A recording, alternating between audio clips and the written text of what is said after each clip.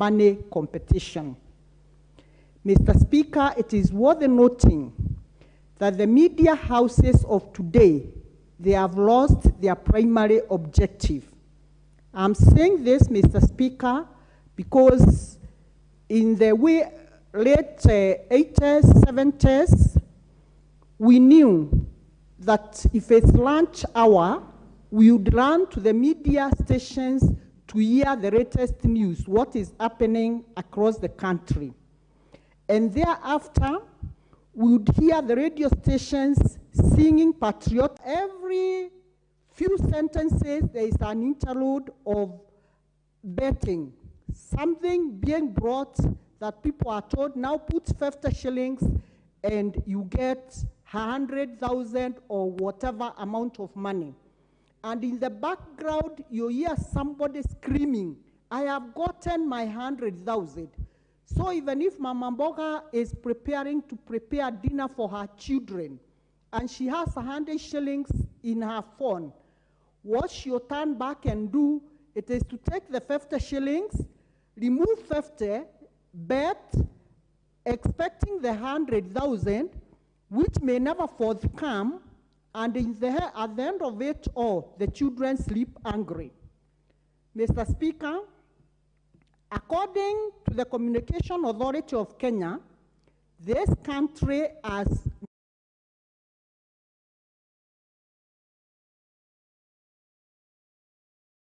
stations that are mostly ethical. So these messages are communicated in the language that even the Mama Mboga, even the person who does not understand any other language will understand. Mr. Speaker, and instead of these stations talking objectively of things that are happening in the country, they have become a recipe for making our families poorer. Families have become more poorer because they want to get rich quickly and they are enticed to easy money. Mr. Speaker, sir, this has become an economic activity of easy making money from some unscrupulous individuals in this country. What I would say, Mr. Speaker, it is absolutely immoral, it is ungodly, it is not right for somebody to make money out of the vulnerable, the most vulnerable members of the society. Mr. Speaker, sir, these media houses have gone even further.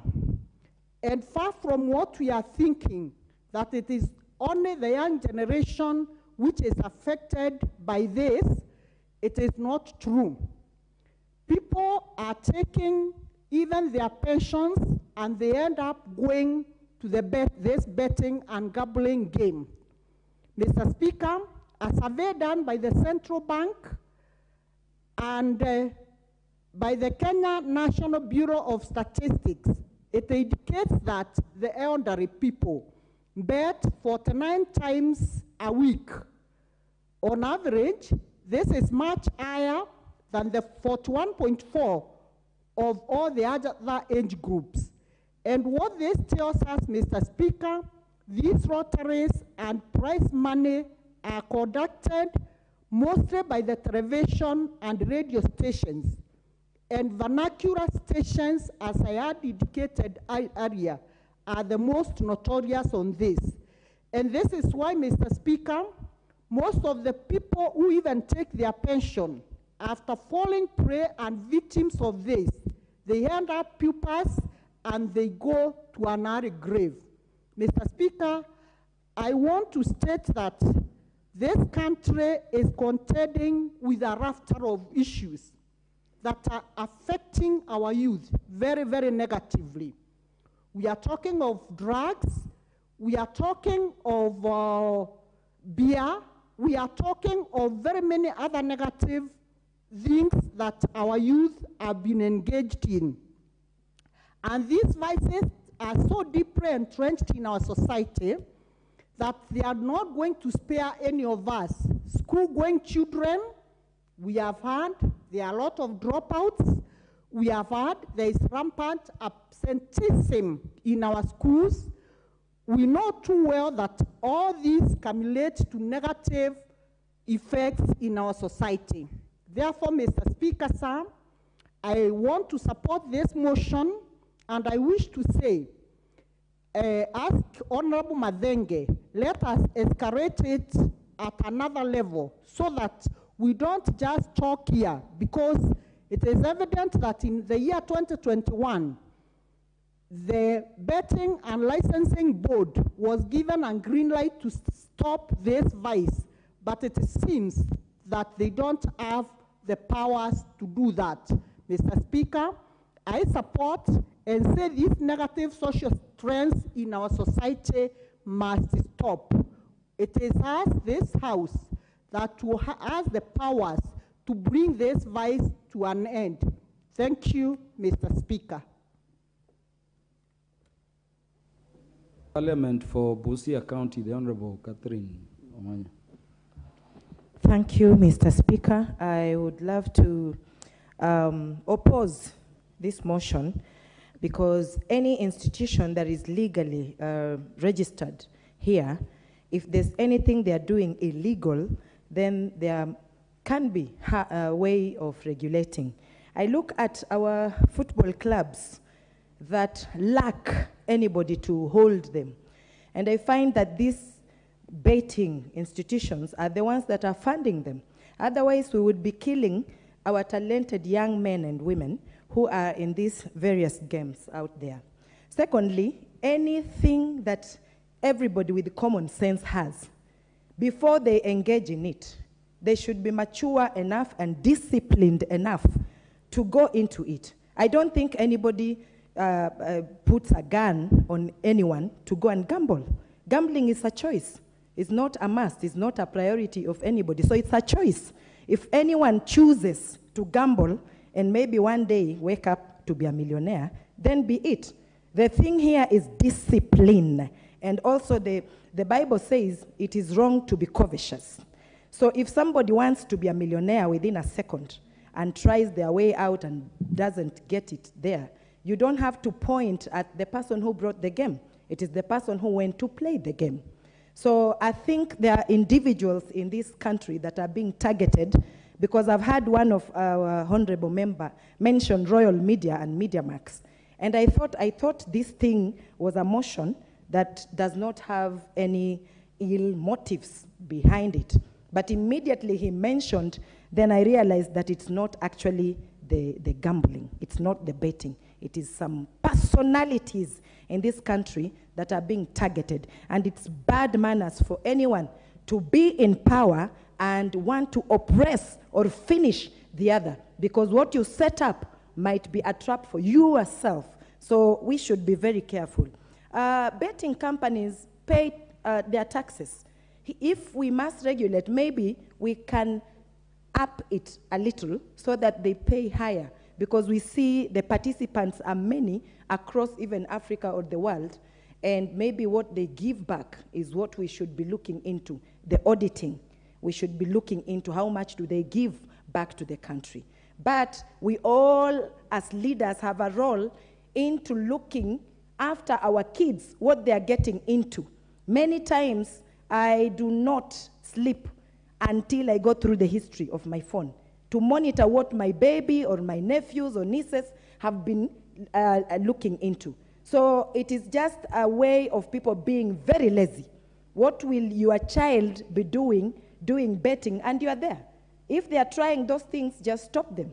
So let us not throw punches and escape from our responsibilities as parents and start saying it is this gambling, it is that.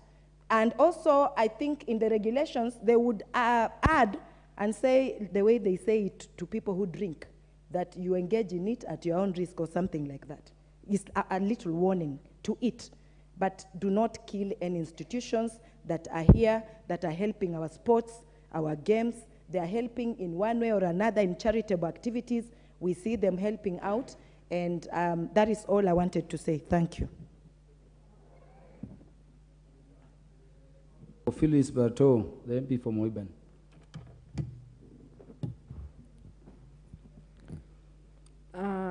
Thank you, Mr. Speaker.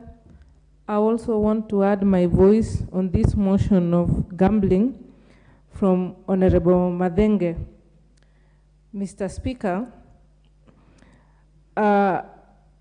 gambling also considered as pathological gambling is a situation, is not a bad idea, but the problem comes in when it becomes addictive. And when it becomes an addiction, it is just like any other, it's just like drugs, it's just like alcohol, which the society is trying to fight as per now. For example, the President of Kenya and the Deputy President are leading a team to sensitize,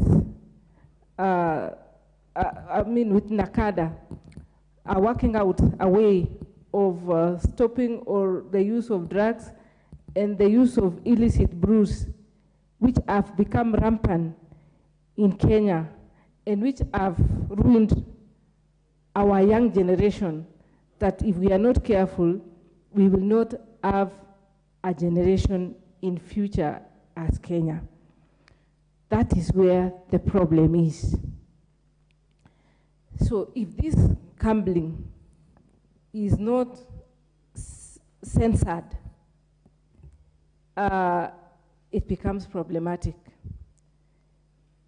Once upon a time, when I used to teach at the university, you would walk to a classroom and find empty lecture rooms because some students are busy gambling. Most of them wasted away the fee they were given by their parents. Most of them sold everything, sold their college earthly possessions for the sake of gambling.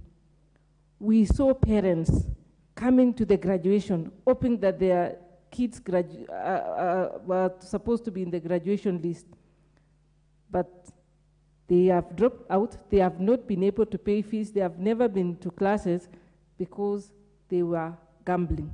When gambling becomes an addiction, that is where the problem comes about.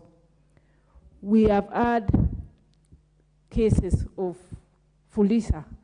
Young people, you find them having more than 20 SIM cards because they are getting money, getting small loans from Fulisa to gamble. Isn't that a problem? So my take is, this gambling has to be regulated before it escalates to become an addiction, and more so to young people. When they start participating in this game, they lose concentration. They don't, others drop out of school. Others become petty thieves because they want to get little money. We've heard of stories of young people taking money from their parents' phones, and many other stories which are not very good for our society. Mr. Speaker, I would say that if this business is regulated, it is not enough to tax them, because taxation is going to, if we tax, it's like we are legitimizing the business anyway. We have to regulate them so that we censor and make sure those people who participate, they give an age gap, for example, of those who are supposed to participate in the gambling. And we bring clear regulations on how the game should be done. Otherwise, I'm also a member of parliament who has a rural constituency and urban. And you'll find that in the urban side of my constituency, there are so many gambling centers. People are reaping from very young people. We've had relationships breaking because the money, which is supposed to be for families, have been diverted to do other things like gambling. So what my take is, this motion is a very good motion. We should look at it critically and ensure we only delete what is not relevant, what is destructive, but we leave the business. We give the we press the regulator to get a bit serious and not just regulate anybody, not just give a license anyone because they want to be in business, because they want to make money.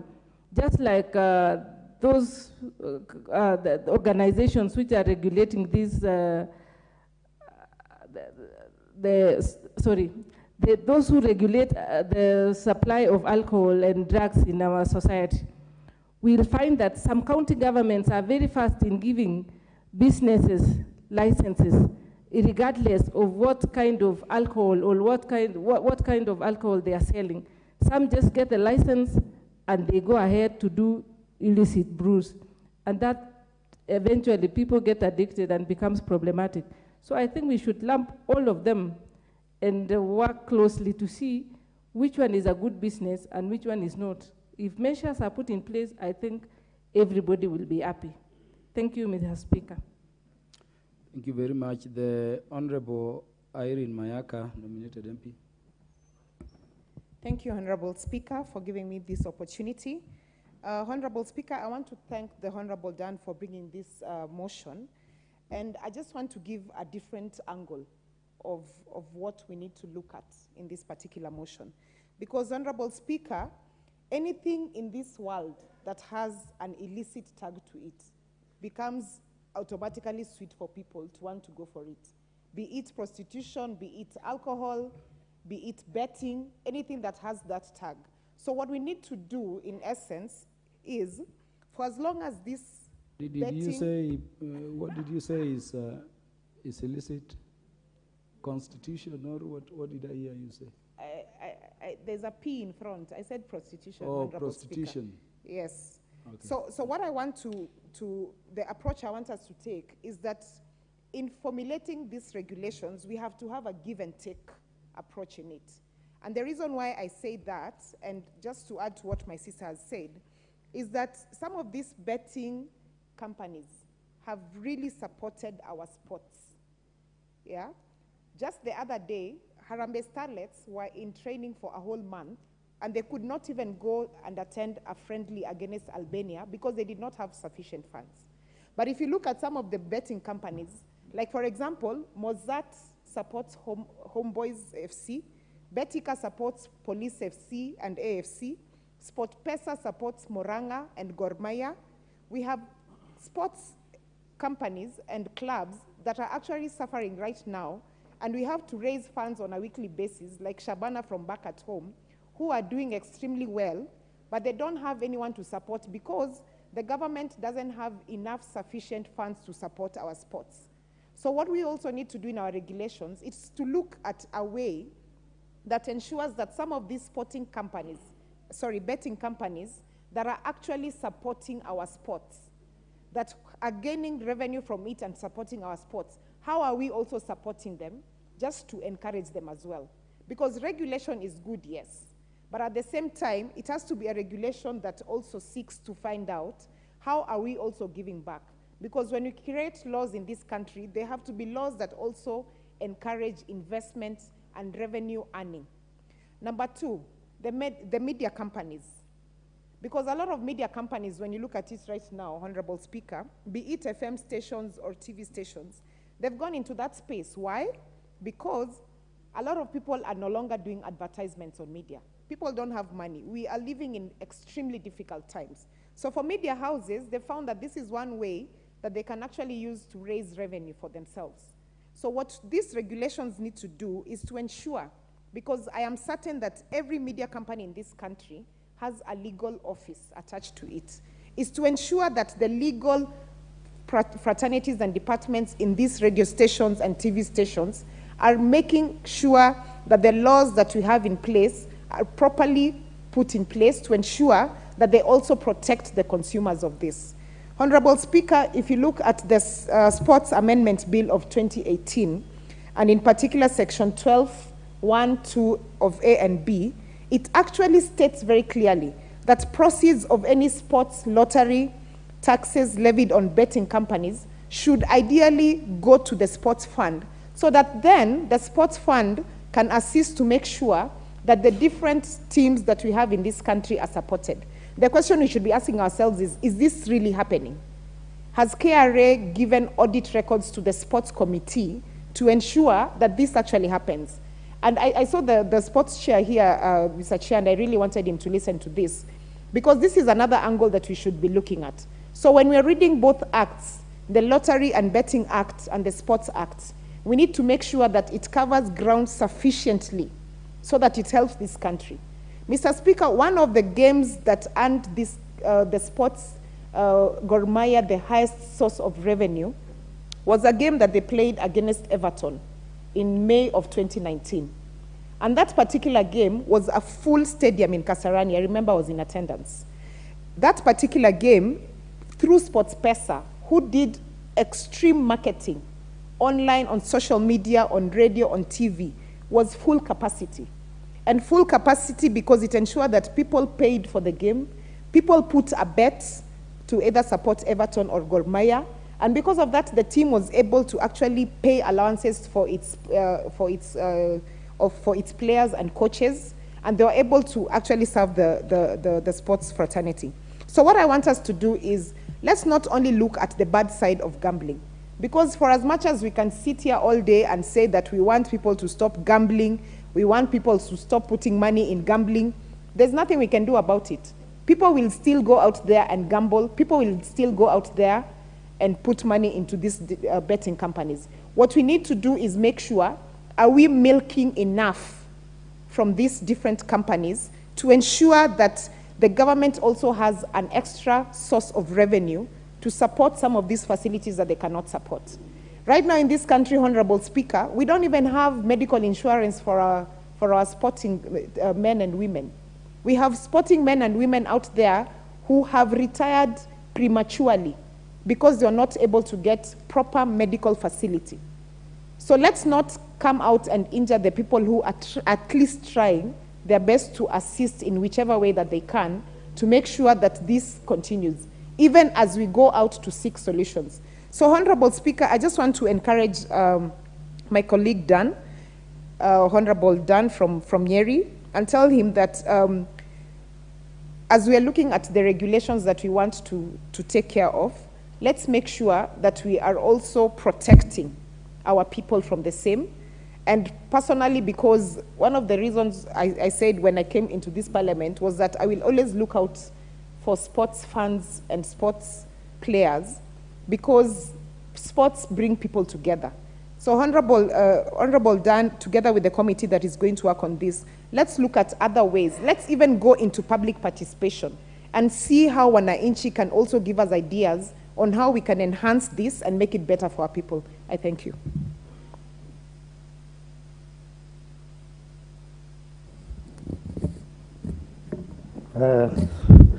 Thank you, Mr. Speaker, for the opportunity. I arise to support the motion that gambling should be regulated in this country. Mr. Speaker, if we look at the vices vis-a-vis the advantages of gambling in this country, you will realize that the effect of the gambling on the negative are so immense. And this is the reason as to why we should make sure that gambling or betting in this country is regulated in a manner that it is not so disadvantageous to the young men and women who are mostly vulnerable due to the rampant effect of gambling. Today, Mr. Speaker, young families are unbreaking due to mistrust related to gambling, whereby either the wife or the husband is immensely indulged in gambling. So many Kenyans, particularly the young ones, are greatly impoverished due to gambling. The insatiable lust, the insatiable need for money have made so many young people to think that by doing betting, they will be millionaires in a fortnight. This is the wrong notion. This is the wrong thinking that has made people to suffer due to gambling. The mostly affected sector is the education sector, Mr. Speaker. Today, most of the students from the university are dropping out of school because they are deeply indulged in gambling. And this is the high time this honorable house should get ways and measures to make sure that we contain the betting in this country for the posterity of our young generation. So many vulnerable school-going kids, due to the negative publicity that is done by the media houses, the very sweet ones, very enticing ones, make them think that if you indulge in betting, by a day or so, or by a month, you will be a millionaire in this country. Just a few who has benefited from this, as it has been alluded, you will hear very sweet ones, music, to make sure that the listeners are made to move to this kind of business, which is not rewarding at all, as many people may think. So what we are saying is that one is also a kind of drug that is killing, that is eating to our society that needs to be very productive. Mr. Speaker, therefore, I'm calling the mover on Delican to go ahead and have it as a bill so that we can discuss it and see the mechanisms, the best way possible we can make sure that we suppress this growing kind of habit that might eat onto our very, very useful sector of our society if not clearly averted. With those few remarks, Mr. Speaker, I am saying the narrative that's being peddled by these houses to make sure that this kind of business derives for their benefit is not helping the young Kenyans and even the people who are greatly indulged in it. Today, even the football that we talk about, you hear fans talking about Goma here, talking about others, and mainly the international players. Whenever they hear them making noise, whenever they are saying we are supporting Arsenal, we are supporting Manchester, there is that element of gambling. And this is the reason as to why we are saying, as a country, we must get the mechanism and ways to regulate this growing kind of menace. Thank you, Mr. Speaker. Thank you very much. Honorable members, there will be 55 minutes remaining before debate of this motion concludes. I'm grateful there is a lot of interest in the motion. I saw Honorable Dan Wanyama, the chair in charge of sports. I don't know why he stepped out. But the next time we'll sit over this matter, we'll have that time to contribute. And I want to thank the members for being very patient. Order, honorable members. Honorable members, at the time being 1:00 p.m., this House stands adjourned until today, Wednesday, the 12th day of April 2023 at 2:30 p.m.